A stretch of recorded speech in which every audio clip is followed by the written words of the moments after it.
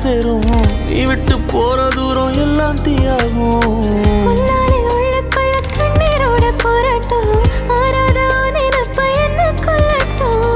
நீ நெஞ்சின் ஓரத்தில் வலிக்கின்ற பாதியா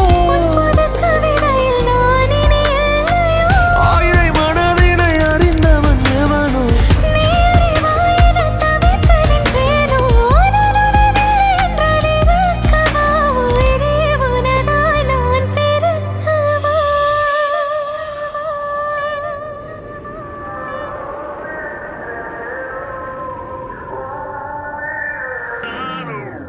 உன் கண்ணோரம் விழுந்த உன் நெஞ்சோரம்